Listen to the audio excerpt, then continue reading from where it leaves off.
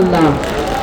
আপনারা জানেন ইতিমধ্যে আমাদের যে নির্বাচনী ইশতেহার ছিল, ইশতেহারের মূল যে বিষয়টি ছিল ফ্যামিলি কার্ড।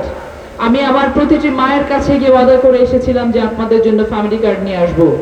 একটি পাইলট প্রজেক্ট হিসেবে সেই ফ্যামিলি কার্ডের যাত্রা ইতিমধ্যে শুরু হয়ে গেছে এবং আপনারা জানেন যে সেই পাইলট প্রজেক্টের ভেতরে আমাদের লালপুর উপজেলার গৌরীপুর এই যে ওয়ার্ডটি আছে ২ নম্বর ঈশ্বরদী ইউনিয়নের ৯ নম্বর ওয়ার্ডটি এটি সংযুক্ত করা হয়েছে। চারু স্টাইলিশ লিভিং এবং ইতিমধ্যে বাছাই করা শুরু হয়েছে।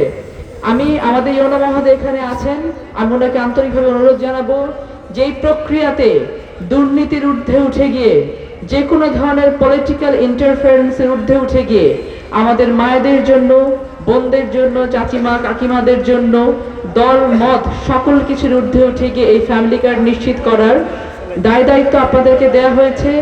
বর্তমান সরকার দিয়েছে, আপনারা সেই দায়িত্ব পালন করবেন। এবং এখন ৩টি ভাগে আমরা এই ফ্যামিলি কার্ডটি দিচ্ছি।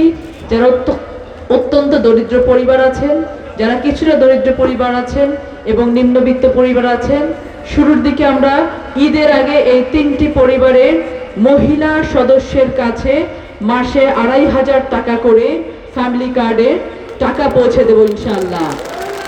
আপনারা ইতিমধ্যে জেনেছেন যে নির্বাচনী ইশতেহারের আরেকটি গুরুত্বপূর্ণ ইশতেহার ছিল যে আমরা ১০,০০০ টাকা পর্যন্ত কৃষি ঋণ মওকুফ করব। সেটা ইতিমধ্যে প্রায় ১২,৫০০ কোটি টাকার উপরে কৃষি ঋণ কিন্তু বর্তমান সরকার মওকুফ করে দিয়েছেন। আমরা কৃষি কার্ড বিতরণে আমরা শুরু করতে যাচ্ছি অনতিবিলম্বে।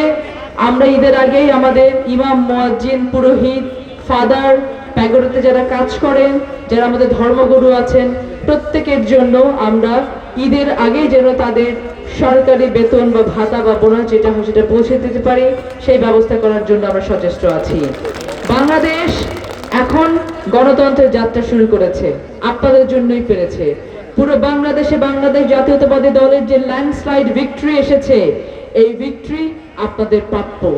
আপনারা জয়ী করেছেন জন্যই আজকে কিন্তু আমরা আপনাদের সামনে এই মাইক্রোফোন হাতে নিয়ে দাঁড়িয়ে থাকতে পারছি, কথা বলতে পারছি।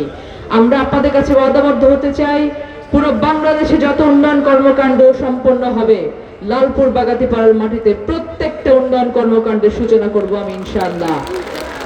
আমার ব্রত কেবল এবং কেবলমাত্র আপনাদের উন্নয়ন করা, আপনাদের পাশে থাকা, বিপদে আপদে সকলভাবে।